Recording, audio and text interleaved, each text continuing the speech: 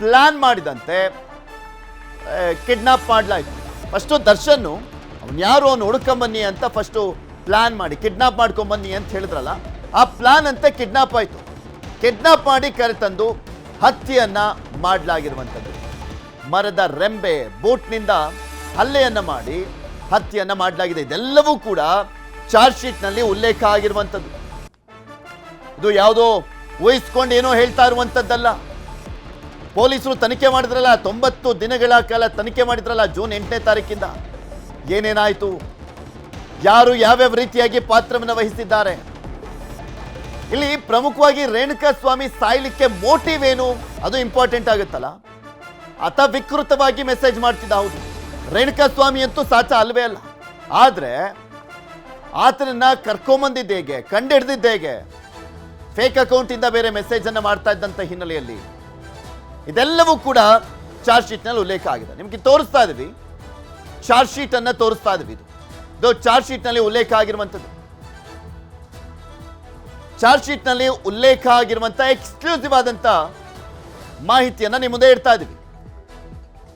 ಯಾವತ್ತು ಏನೇನಾಯಿತು ಅನ್ನುವಂಥದ್ರ ಬಗ್ಗೆ ಕಂಪ್ಲೀಟ್ ಆಗಿ ಡೀಟೈಲ್ ಆಗಿ ಅದರಲ್ಲಿ ಬರೆಯಲಾಗಿದೆ.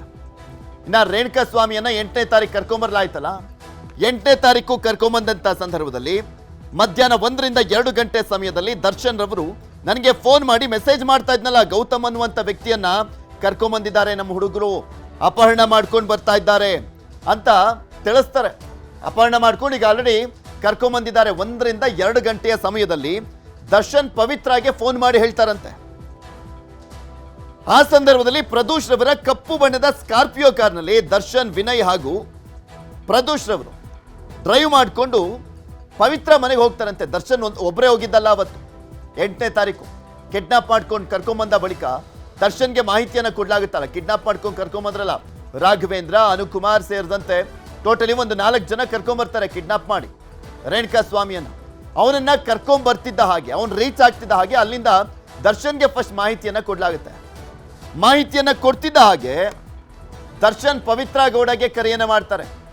ಮಧ್ಯಾಹ್ನ 1 ರಿಂದ 2 ಗಂಟೆಯ ಸಂದರ್ಭದಲ್ಲಿ, ಮಧ್ಯಾಹ್ನ 1 ರಿಂದ 2 ಗಂಟೆ 8ನೇ ತಾರೀಕು ಕರೆಯನ್ನು ಮಾಡಿ ದರ್ಶನ್ ಫೋನ್ ಮಾಡಿದ್ರು ನನಗೆ, ನೋಡು ನಿಂಗೆ ಮೆಸೇಜ್ ಮಾಡ್ತಾ ಇದ್ನಲ್ಲ ಗೌತಮು, ಆತನನ್ನ ಅಪಹರಣ ಮಾಡ್ಕೊಂಡು ಕರ್ಕೊಂಬರ್ಲಾಗಿದೆ.